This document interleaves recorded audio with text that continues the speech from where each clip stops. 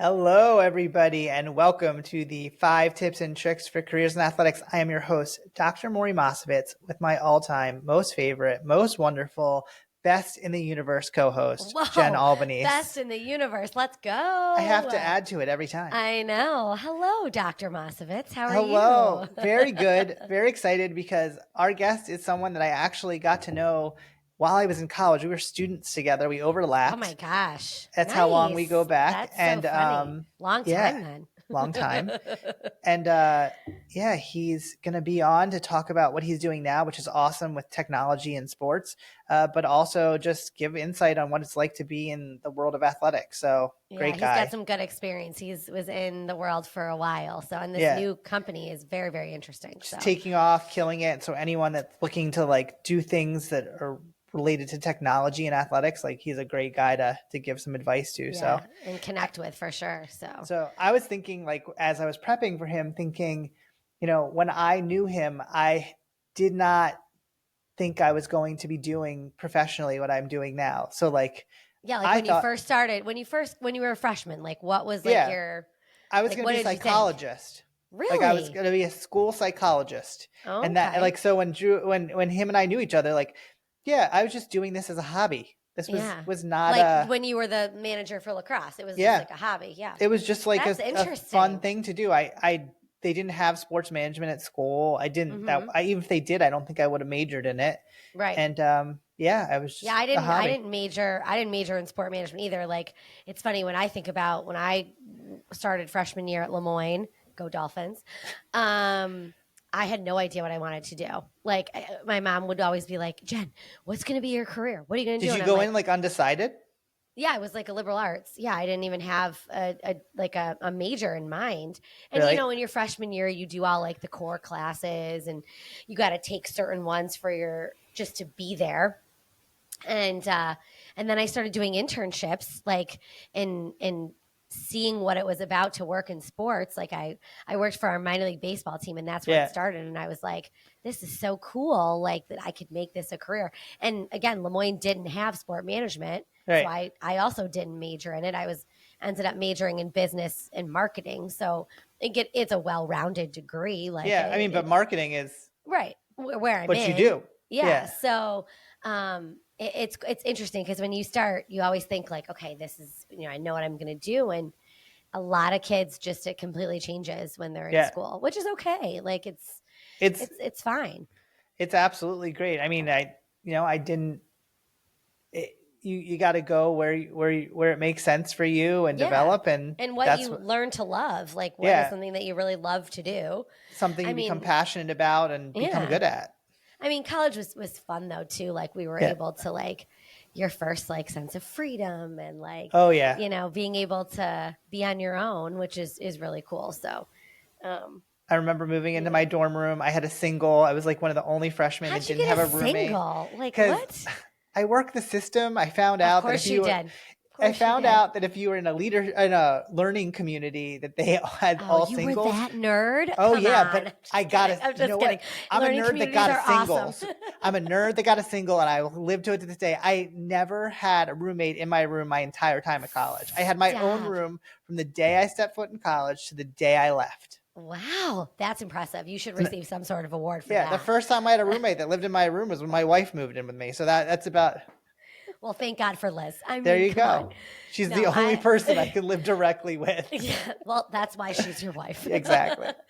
No, I mean, I actually commuted my first 2 years. Oh, yeah, I forgot about that. So I was a commuter, which, again, kind of a nerd in itself. But so I had to, be extra involved in things so I could meet friends. And stay connected. Yeah, so I was on my dance team, and I did, theater and... wow. And then, theater. and then and then my junior, senior year, I lived off campus with friends. But so, each have different paths in college, but let us hear, I guess. So. Memories. Well, I'm going to travel down the path with an old friend from college next. So I know. Everyone stay tuned, and we'll be back with Drew after these messages.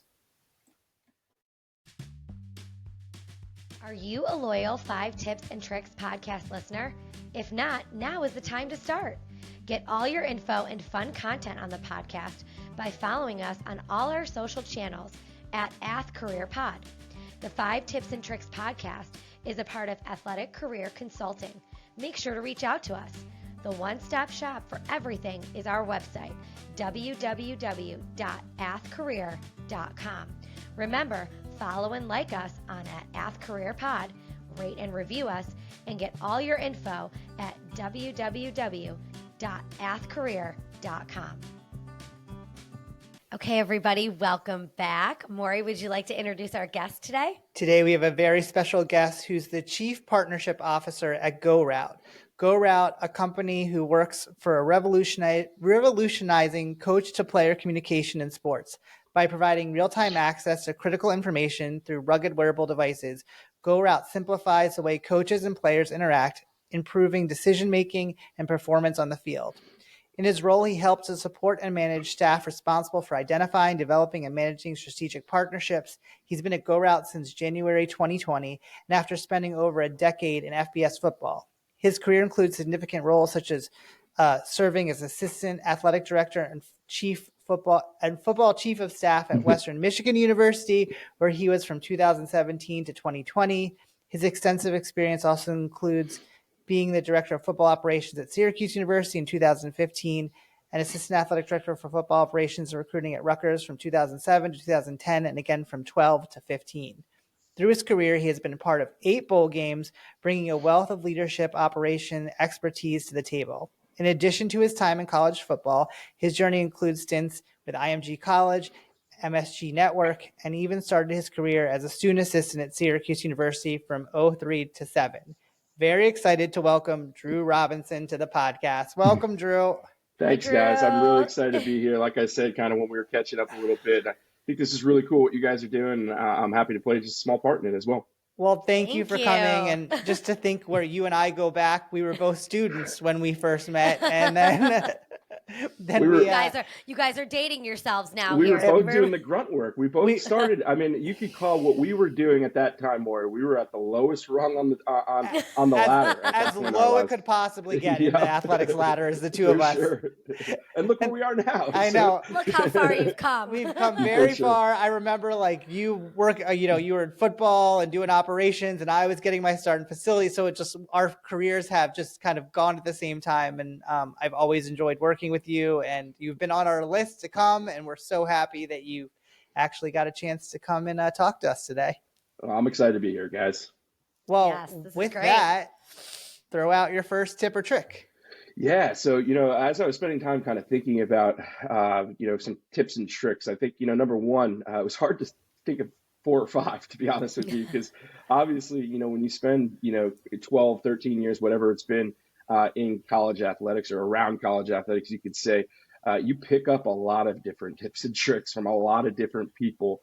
I was blessed. I was able to spend some time at different places. And again, everybody you meet and come in contact with throughout those different journeys provide you with some sort of tips and tricks for your career, your life, what have you. But number one, I think, is one of the most important ones to me has always been, you have to make yourself indispensable. And what I mean by that is turn yourself into a Swiss Army knife. That's kind of the way I always like to put it.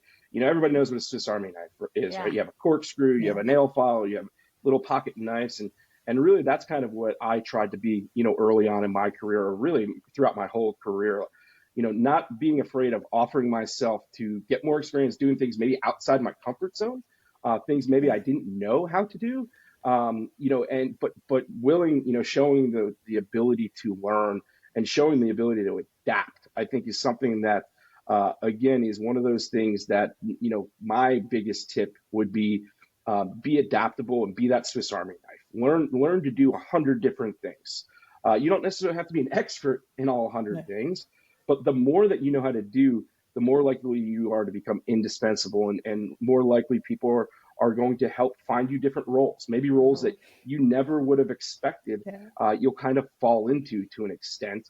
And really, that's based on kind of you taking yourself taking the initiative to just learning and engrossing your things in kind of all the different parts of your job or the jobs around you, to really learn more and just keep learning, if that makes sense. Because again, 100% makes sense.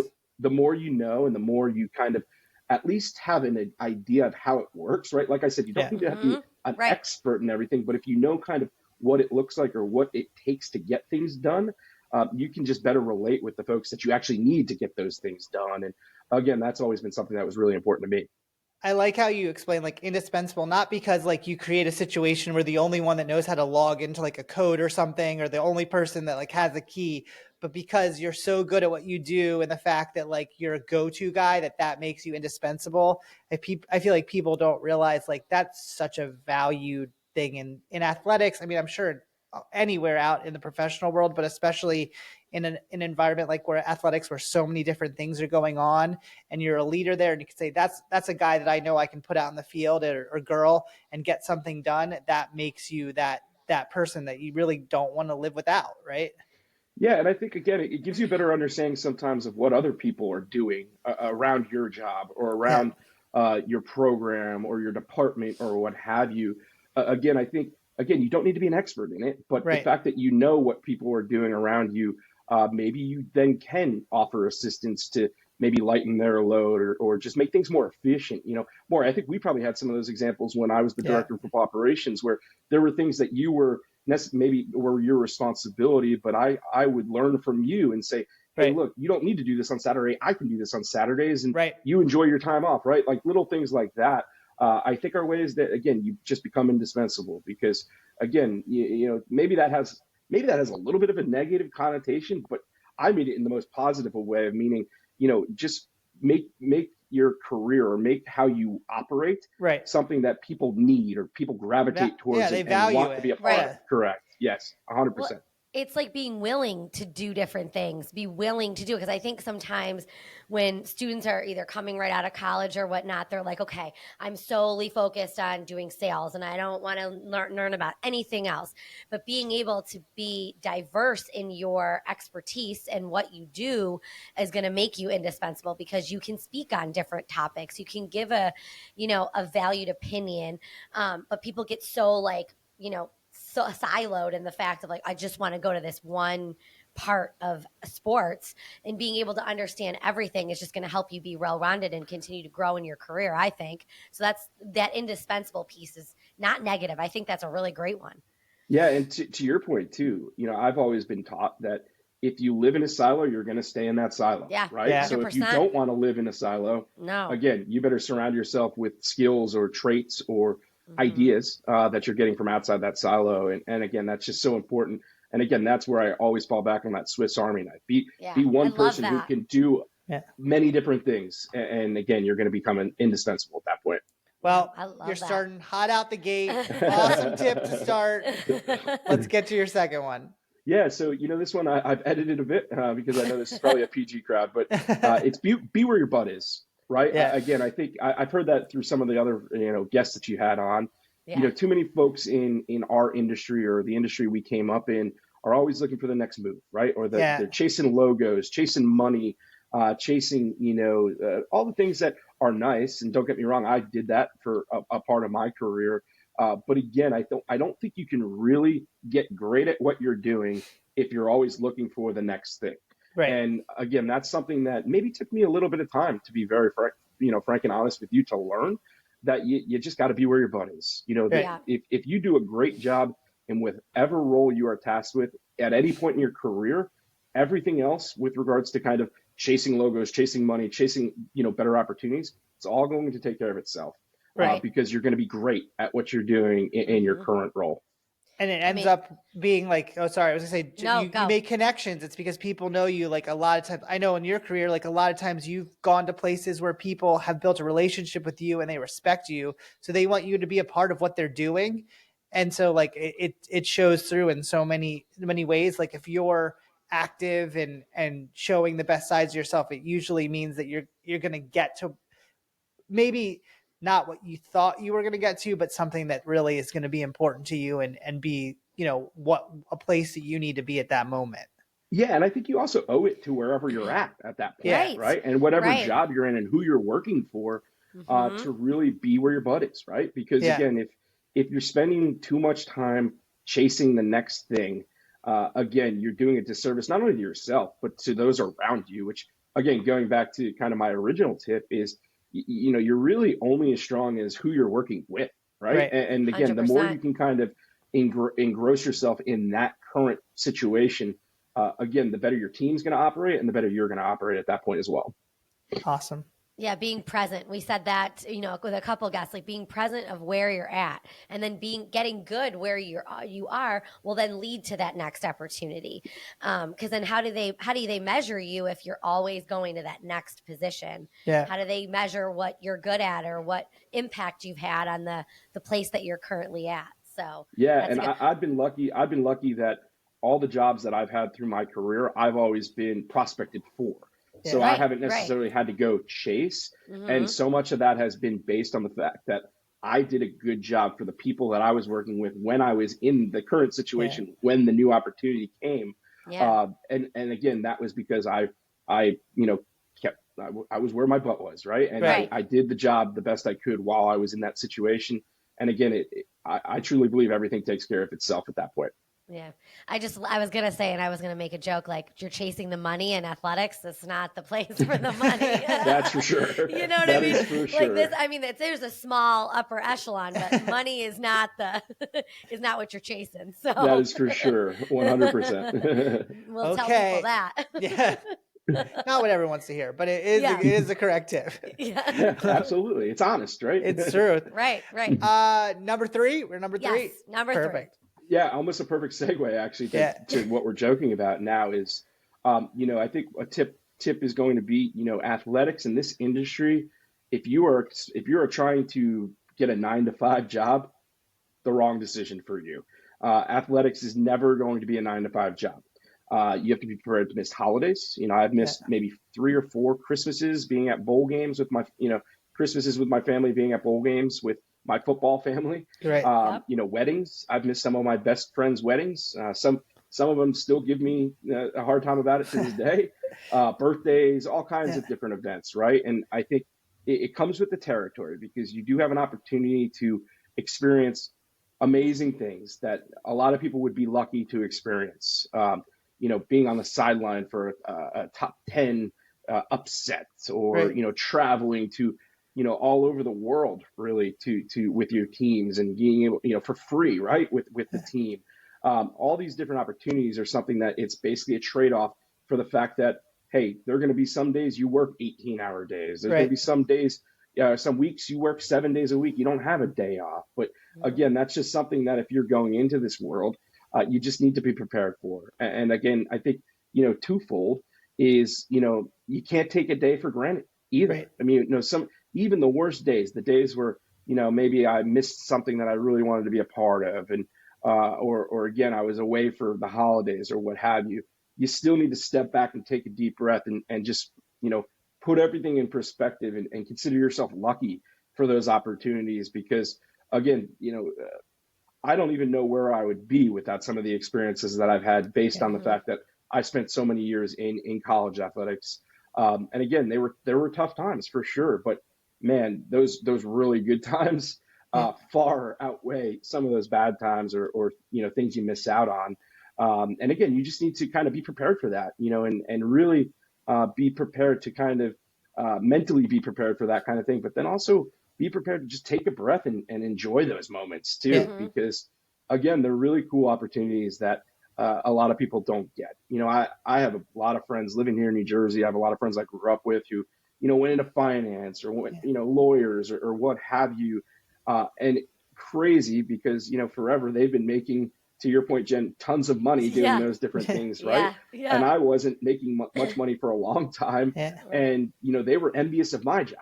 Right. And again, you keep everything that really throws everything back in perspective with regards to, man, you may not be making as much money as them, but who cares? You're having all these other experiences that they're wishing they're having. Right. So again, I think keeping that in perspective, but then being very honest with yourself, and again, understanding that especially early on in your athletics career, you're not going to be clocking in 9 to 5. It's just not realistic. And, we actually see that in my current job, we in hiring role, we have, college graduates all the time with these expectations that are completely out of whack for an entry level or for, a kind of first job out of college situation.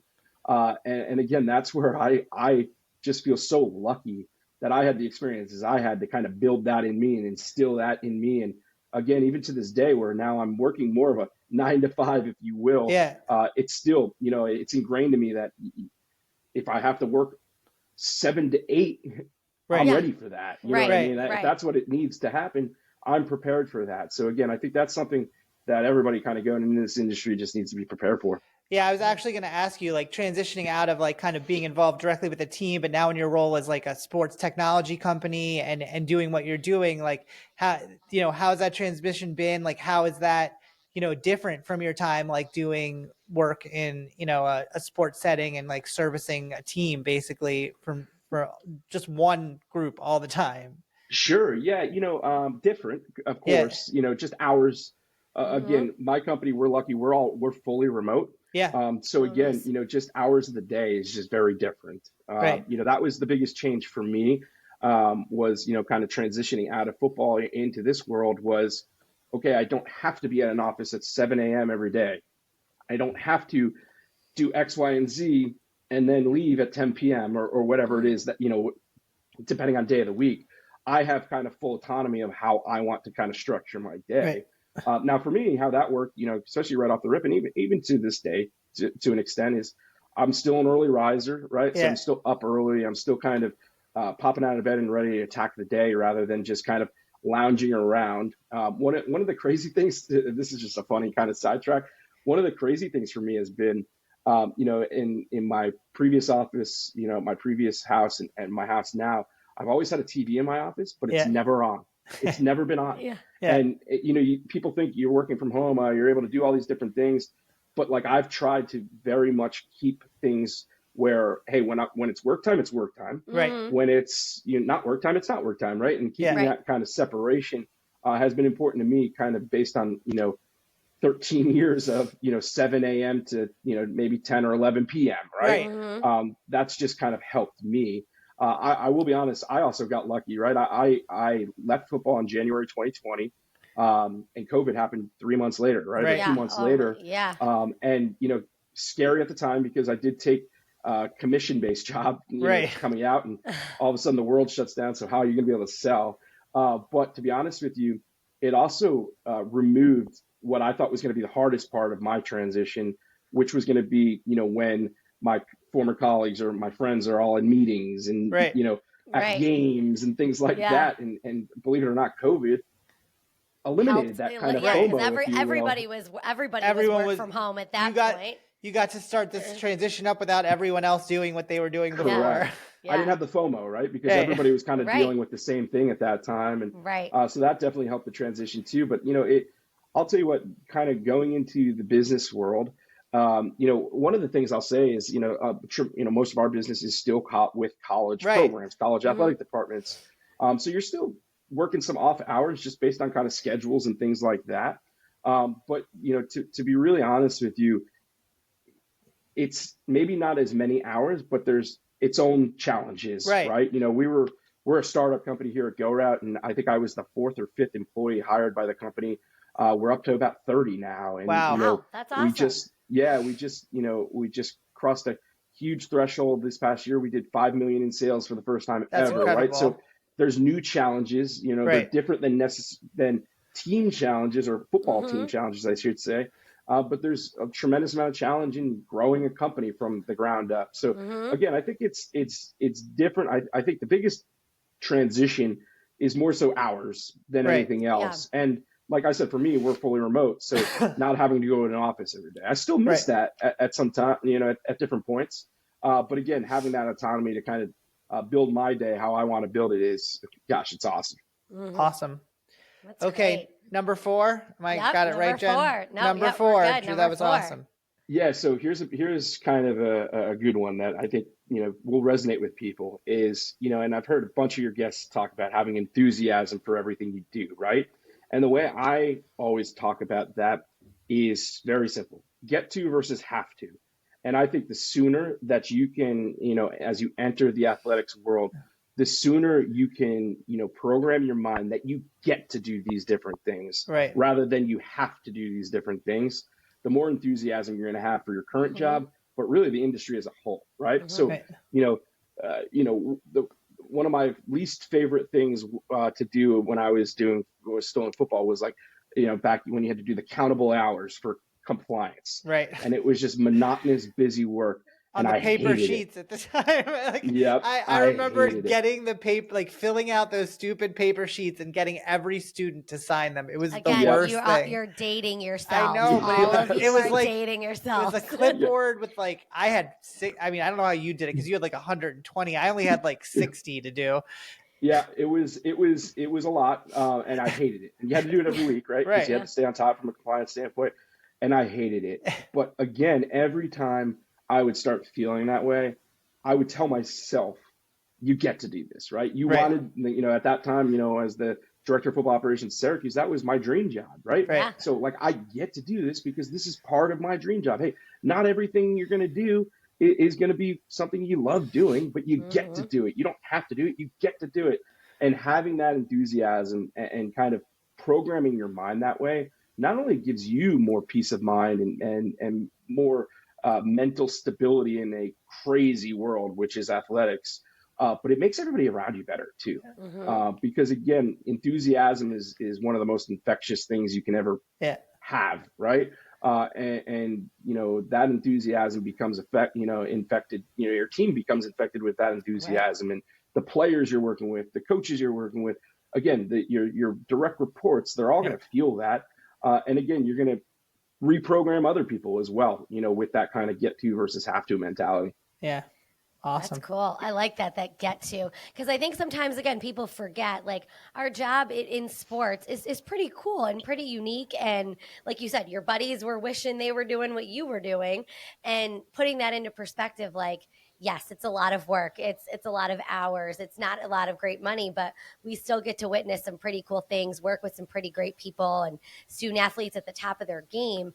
That puts it in the perspective like, I get to do this. I get to be around these people and work with these people at the top of their craft. Like that's Well, incredible. 100%. I mean, I'm sure you guys hear it all the time, and some of the things you're doing, right, is, Yeah. man, it's so hard to find jobs in this industry, right? Well, Yes. why do you think that is? Right. Because Mm-hmm. there's a million people who want to be doing what you all are doing, what we're all doing, right? Right. So again, I Mm-hmm. think once you kind of have that perspective, and again, you kind of piggyback it with that get to versus have to attitude, again, it's infectious, and it's something Mm-hmm. that is definitely noticeable by people around you. I mean, I've gotten jobs based on the fact that people know that that's my kind of view of the world, if you Right. Right. will. Right. Is again, not everything. Don't get me wrong. I hated certain things that I had to do, but again, I got to do it. It wasn't that I Yeah. had to do it; it's I got to do it. And that positive attitude, that's who people want to hire. They Yeah. don't want to Hmm. hire somebody who's negative and complains about certain things they don't want to do and hasn't some sort of entitlement, like you said. Like people look at that as employers. You want people that have that great attitude and the positive that's going to influence the rest of their department and the culture of what they're looking for. So all of those things are going to help you. So, Yeah. Yeah, and I think it's one of those things, especially if you're young, right? If it mm-hmm. say it's your Yeah. first job. You know, my first job, I was making $16,000, no benefits at Rutgers University, and very much a gopher. Very much had to Yeah. do everything everybody else didn't want to do. Right. Mm-hmm. But I was promoted within a year because, again, I used that get to versus have to mentality of, Yeah. hey, yeah, do I want to be picking up trash on campus before a recruiting visit? No, but I get to. I have this opportunity, make the best of it, and good things are going to happen. And like I said earlier, when you have an attitude like that and you're forward thinking and kind of have that mentality of being the best at where you're at right this second, and living that get to versus have to mentality, it all works out. And like I said, I've been lucky that people have come to me because they know that that's kind of my makeup and my Yeah. mentality. Mm-hmm. Awesome. Great. Okay. All right, The big there's last one. Here's the big one. Okay, so Drew, what do you know now that you wish you knew then? So, what do you know now at this point in your career that you wish you knew when you first started? Yeah, this was the one that I kind of spent the most time on kind of prepping, to be honest with you. But really, I hate to be the guy who's using all these acronyms and using all these catchphrases like Swiss Army knife, be where your butt is, hate to No, versus that's have to. good. But I've got one more for the Yes. podcast, and Yes. that last one is I wish when I started working in athletics, I wish I lived by win, and what win was what's important now.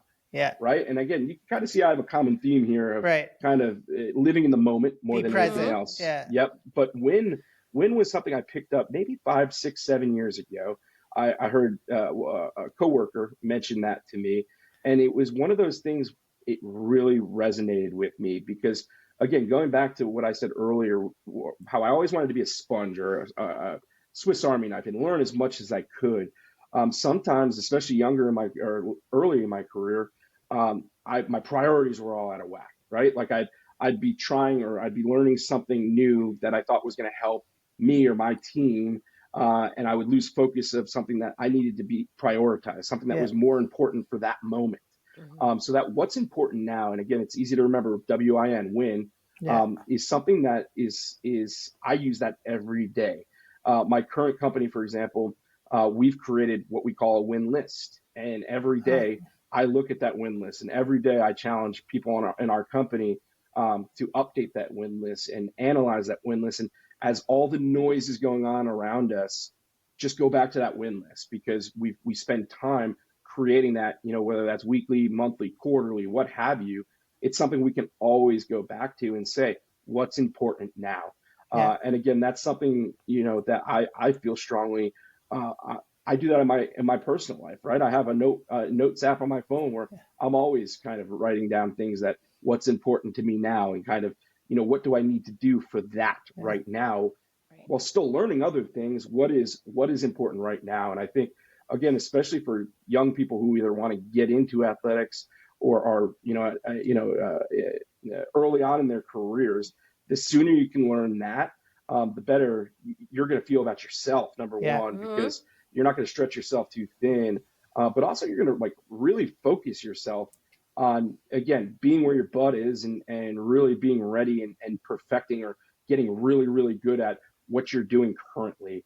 And again, I think it's one of those things where that is something that I learned, again, like I said, I think it was 6 or 7 years ago now, that I literally live every day of my life, which again, I hope somebody will hear that and maybe start kind of prioritizing things like that a little bit better too. It's awesome. What a great tip. And that's great. That's really good. So important to be present in what you're doing and sometimes not an easy thing to learn. So yeah, and if you learn it early enough in your career, that's going to help you with everything. Whether, like you said, it's professional or personal, you're able to focus on the present, and so hopefully somebody listening can have that impact like it had on you. And I think there are parallels though, right? Because I think you can prioritize things, what's important now, but you can still be learning other things. Yeah, absolutely. It's just, really focusing in once you kind of start learning different things, or once you start kind of filling your toolbox, if you will, like honing in on what your priorities are for your current position, your current role, your boss, whoever, again, that's just going to help you really, kind of get through the clutter, if you will, and focus on being great and to your point, being present. Yeah. Well, I Drew, love that. This was awesome. We're so glad that you got to join us, and I'm glad I got to see you personally. So, thank you for your time. And yes, this was awesome. You crushed it. Thank you. Thanks, guys. It's great catching up with you guys. Love what you're doing, like I said, and if I could ever help moving forward, don't hesitate to give me a ring. Thank you so much, everyone who joined the podcast and listening from week to week. Jen, give all our info for all those guests out there. Yep. So you can follow us on all our social channels at Ath Career Pod on Instagram, X, TikTok, Facebook, LinkedIn. Get all of our info and up to date on everything that we have going on, upcoming guests and whatnot. But thanks for everybody for listening. And Drew, this was great. It was good to see you. Thanks, bye, everyone. Guys. You too. Thanks. Yep, bye. If you like the 5 Tips and Tricks podcast, make sure to subscribe on your favorite podcast platform. You can rate and review us, including questions that may be answered on future episodes. The 5 Tips and Tricks podcast for careers in athletics is part of Athletic Career Consulting. Check us out at www.athcareer.com. Don't forget to follow and like us on your top social media platform.